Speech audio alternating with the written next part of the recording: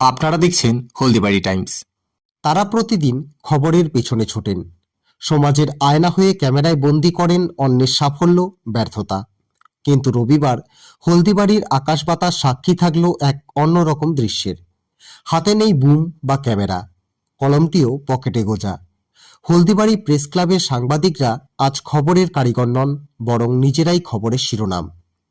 হলদিবাড়ি উৎসবের আবহে Deshbandhu sporting club ময়দানে আয়োজিত নকআউট শর্ট ক্রিকেট টুর্নামেন্টের উদ্বোধনী ম্যাচটি ছিল আক্ষরিক অর্থেই তারুণ্য আর অভিজ্ঞতার এক অনন্য মেলবন্ধন। হলদিবাড়ি প্রেস ক্লাব বনাম মহাকালের সেই লড়াইয়ে প্রতিটি বলে ছিল টান টান উত্তেজনা। প্রেস ক্লাবের অরূপ যেন এদিন বল হাতে আগুন ঝরালেন।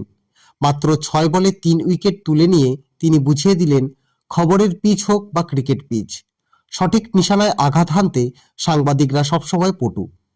অন্যদিকে দলের কনিষ্ঠতম সদস্য অপুর ব্যাটে দেখা গেল পেশাদার ক্রিকেটারদের মতো চারের বন্যা। তার প্রতিটি শট দর্শক ও উৎসব কমিটির সদস্যদের হাততালিতে মুখরিত করে তুলছিল। প্রবীণ ও নবীনের মেলবন্ধনে দলকে সামনে থেকে নেতৃত্ব দিলেন সিনিয়র সাংবাদিক তথা অধিনায়ক সুদীপ্ত।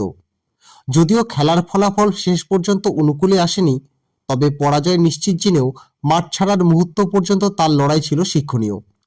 খেলার ফলাফল যাই হোক না কেন, দিন শেষে জয় হয়েছে সংহতির। উৎসব কমিটির সদস্যরা মুগ্ধ হয়ে দেখলেন, যারা প্রতিদিন কঠিন সংবাদ পরিবেশন করেন তারাও খেলার মাঠে কতটা প্রাণবন্ত হতে পারেন। আজ কোনো ব্রেকিং নিউজ নেই, নেই কোনো হেডলাইন। আজ ছিল শুধু উৎসবের আনন্দ আর মাঠের নির্মল বন্ধুত্ব।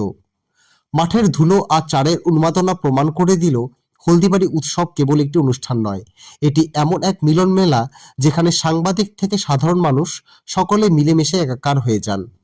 সাংবাদিকদের এই স্পোর্টিং স্পিরিটই আজ উৎসবের সেরা প্রাপ্তি হয়ে থাকলো।